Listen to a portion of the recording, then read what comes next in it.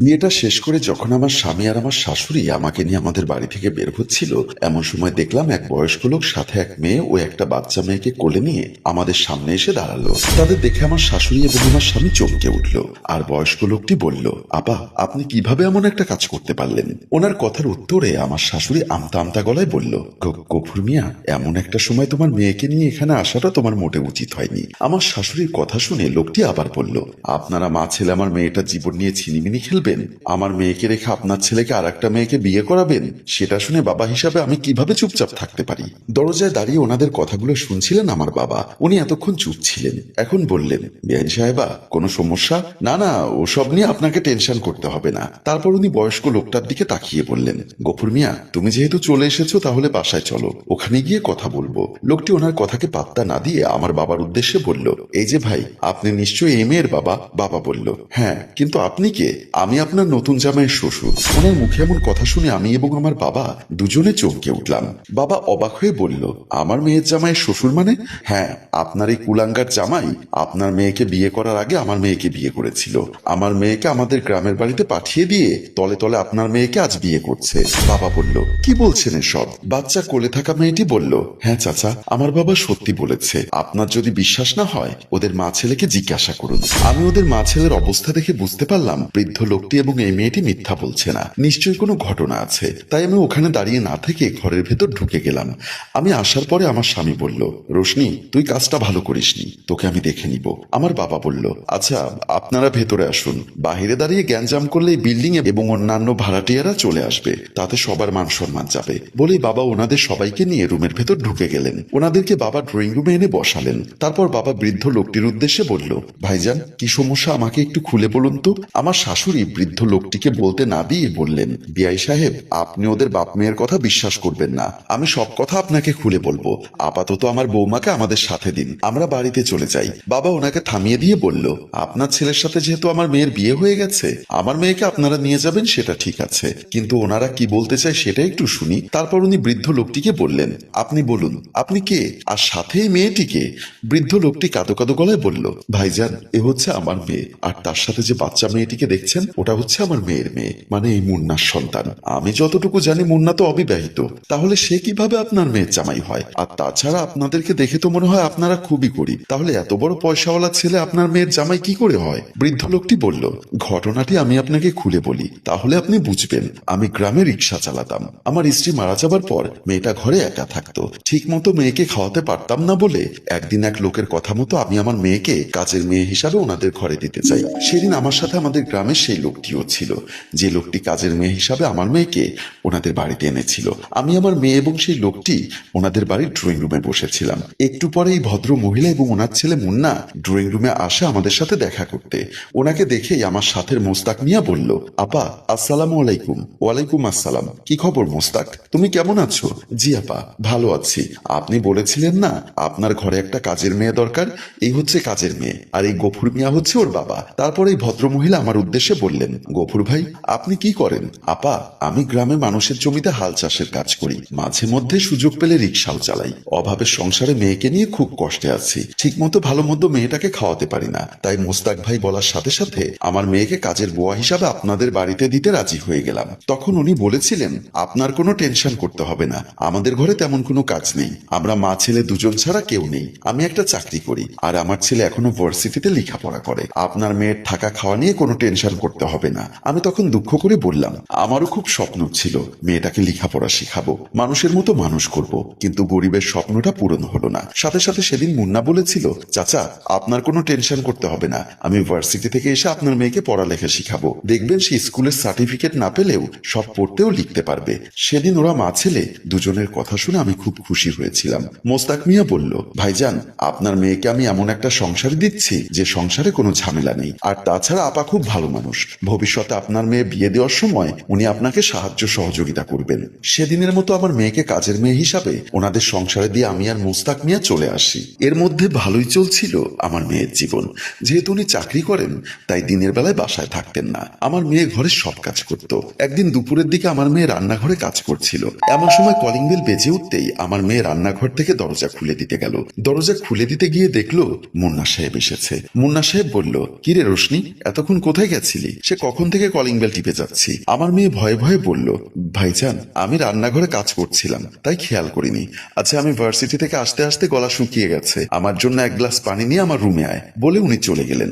আমার মেয়ে যখন পানির গ্লাস নিয়ে ওনার রুমে গেল ততক্ষণে উনি ভার্সিটি থেকে আসা ড্রেস খুলে লুঙ্গি আর গেঞ্জি পরেছেন। এর মধ্যে আমার মেয়ে যখন পানি নিয়ে ওনার সামনে দাঁড়ালো তখন উনি পা থেকে মাথা পর্যন্ত আমার মেয়ের দিকে তাকাতে লাগলেন। আমার মেয়ে তখন ভয়ে ভয়ে বলল, ভাইজান আপনি এভাবে কি দেখছেন? তোকে দেখছি, তুই তো অনেক ডাঙ্গর হয়ে গেছিস রে, আয় একটু কাছে আয়। না ভাইজান আমার ডর করে। ডর করবে কেন?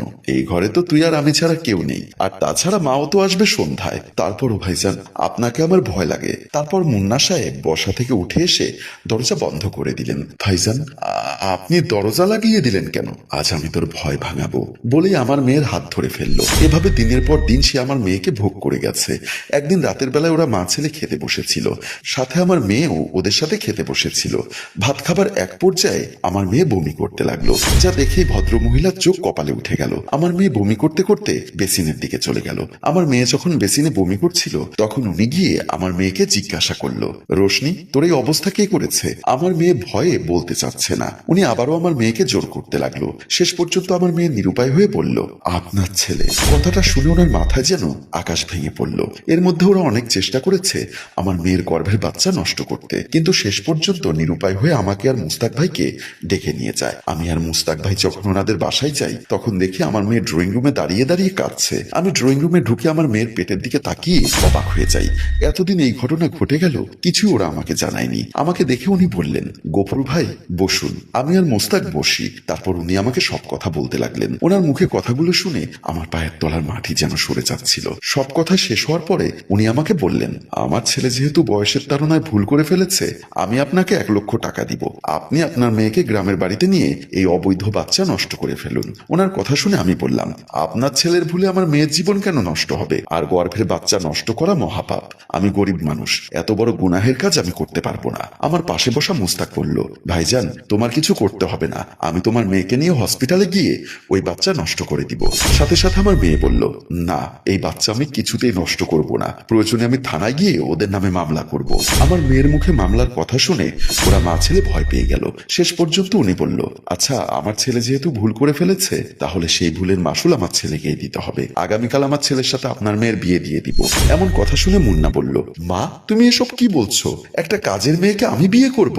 চুপ, ওই কাজের মেয়ের জীবন নষ্ট করার সময় তোর মনে ছিল না? তারপর উনি আমার দিকে তাকিয়ে বলল, গফুর ভাই আপনার একটা অনুরোধ আমি রাখবো, তবে আমার একটা অনুরোধ আপনাকে রাখতে হবে। আমি তখন কাঁদো কাঁদো গলায় বললাম, আমার মেয়ের জীবনের বিনিময়ে আপনার যে কোনো কথা আমি রাখতে রাজি। তারপর উনি বলল, আপনার মেয়ের বয়স যেহেতু এখনো 18 বছর পূর্ণ হয়নি, তাই এই মুহূর্তে ওকে বিয়ে করিয়ে আমাদের ঘরে রাখাটা একটা রিস্কের ব্যাপার। কাল আপনার মেয়ের সাথে আমার ছেলের বিয়ে হয়ে যাবার পর আপনি আপনার মেয়েকে নিয়ে গ্রামে চলে যাবেন। প্রতি মাসে মাসে আপনার মেয়ের সংসার খরচ আমরা পাঠিয়ে দিব।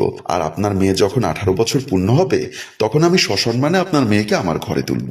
শেষ পর্যন্ত ওনার এমন কথা শুনে আমি ওনার শর্তে রাজি হয়ে গেলাম। এই হচ্ছে আমার মেয়ের সাথে মুন্নার বিয়ের ঘটনা। বয়স্ক লোকটির মুখে সব কথা শোনার পর আমার বাবা আমার শাশুড়ির উদ্দেশ্যে বলল, আপনাদের মা ছেলের লজ্জা থাকা উচিত।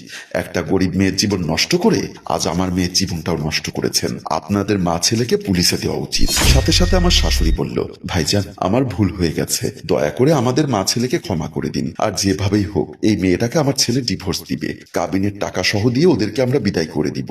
সাথে সাথে রোশনি নামের মেয়েটি বলল, আমি কাবিনের টাকার জন্য এখানে আসিনি, স্বামীর অধিকার নিতে এসেছি। আমাকে যদি আপনার ছেলে ডিভোর্স দেয় তাহলে আমি আত্মহত্যা করব। এমন কথা শুনে উপস্থিত সবাই ঘাবড়ে গেল। তখন আমার বাবা বলল, গফুর ভাই আপনাকে একটা রিকোয়েস্ট করি, যেহেতু মুন্না এবং তার মা ভুল করে ফেলেছে, সেই ভুলের মাসুল এখন আপনার এবং আমাকে দিতে হচ্ছে। আমি বলি কি, আপনি আবার আপনার মেয়েকে নিয়ে গ্রামে চলে যান। মুন্না প্রতি মাসে আপনার মেয়ের সংসার খরচ গ্রামে পাঠিয়ে দিবে। ভাইজান আপনি আমার একটা অনুরোধ রাখেন, যেহেতু আপনার মেয়ের সাথে আজই প্রথম মুন্নার বিয়ে হয়েছে, সেহেতু আপনার মেয়ে আপনার বাড়িতেই থাক। আমার মেয়েকে নিয়ে মুন্না সংসার করুক। প্রতি মাসে মাসে মুন্না আপনার মেয়ের জন্য হাত খরচ পাঠিয়ে দিবে। ওরা যখন এই বিষয়টা নিয়ে তর্কাতর্কি করছিল তখন আমি আমার রুমে এসে বসে কাঁদছিলাম। আমার রুম থেকে ওদের কথাবার্তাগুলো শোনা যাচ্ছিল। শেষ পর্যন্ত আমি নিরুপায় হয়ে ড্রয়িং রুমের দিকে গেলাম। ড্রয়িং রুমে এসে ওরা আমাকে দেখে অবাক হয়ে গেল। আমি রোশনি নামের মেয়েটিকে বললাম, বোন আমি একটু তোমার সাথে কথা বলতে চাই, তুমি কি আমার রুমে এসে আমার সাথে একটু কথা বলবে? আমার কথা শুনে রোশনি নামের মেয়েটি মেয়েটি রাজি হলো। সে আমার সাথে আমার রুমে চলে আসলো। রুমে আসার পর আমি তাকে খাটের উপর বসিয়ে বললাম, দেখো বোন, তুমি বয়সে আমার অনেক ছোট হবে, তারপরও আমি তোমার হাত ধরে অনুরোধ করছি, যেহেতু আমার সাথে মুন্নার বিয়ে হয়ে গেছে, সেহেতু তুমি আমার বাবার কথা মতো গ্রামে চলে যাও। আমি তোমাকে কথা দিচ্ছি, তোমার উপযুক্ত দেনমোহরের টাকা আমি মুন্নার থেকে আদায় করে তোমাকে নিয়ে দিব, সাথে আরো 5 লক্ষ টাকা দিব। তবু তুমি মুন্নাকে ডিভোর্স দিয়ে দাও। আমার কথা শুনে আমার স্বামীর প্রথম স্ত্রী আমার পা চেপে ধরে বলল, আপা, আমি আপনার বয়সে অনেক ছোট হব, আমি গরিবের মেয়ে, জন্মের পরে মাকে হারিয়েছি, বাবার সংসারে কখনো সুখ পাইনি, তাই কাজের বুয়া হিসাবে মুন্নাদের বাড়িতে গেছিলাম। সেখানে মুন্নার হাত থেকে নিস্তার পাইনি। আমার জীবনটা মুন্না শেষ করে দিয়েছে। গরিবের সম্পদ হচ্ছে তার ইজ্জত, সেই ইজ্জত মুন্না কেড়ে নিয়েছে। টাকার বিনিময়ে যদি তাকে ছেড়ে দিতাম, তাহলে তাকে বিয়ের আগেই ছেড়ে দিতাম। এখন আমার ঘরে একটা ছোট্ট মেয়ে আছে, সেই মেয়েটার জীবনটাও নষ্ট হয়ে যাবে। তাই আপনার পায়ে ধরে বলছি, প্রয়োজনে আমি আমার একটা কিডনি বিক্রি করে আপনাকে অনেকগুলো টাকা এনে দিব। আপনি দয়া করে মুন্নার জীবন থেকে সরে যান। মেয়েটির এমন আকুতি ভরা কথা শুনে এখন আমি কি করব কিছুই বুঝে উঠতে পারছি না। হ্যালো ভিউয়ার্স, এখন আমার কি করা উচিত সেটা আপনারা কমেন্ট করে লিখে দিন। আর গল্পটি যদি আপনাদের ভালো লাগে, সাথে আপনাদের অনেকগুলো কমেন্টস পাই, তাহলে আমরা উক্ত গল্পের দ্বিতীয় পর্ব নিয়ে খুব শীঘ্রই আপনাদের সামনে হাজির হব। একটা কথা মনে রাখবেন, যে গল্পের কমেন্টস এবং ভিউজ কম হয়, আমরা সেই গল্পের দ্বিতীয় পর্ব তৈরি করি না। তাই গল্পটি প্রচুর পরিমাণে ভিউ হবার জন্য দয়া করে এক্ষুনি শেয়ার করে দিন। ধন্যবাদ।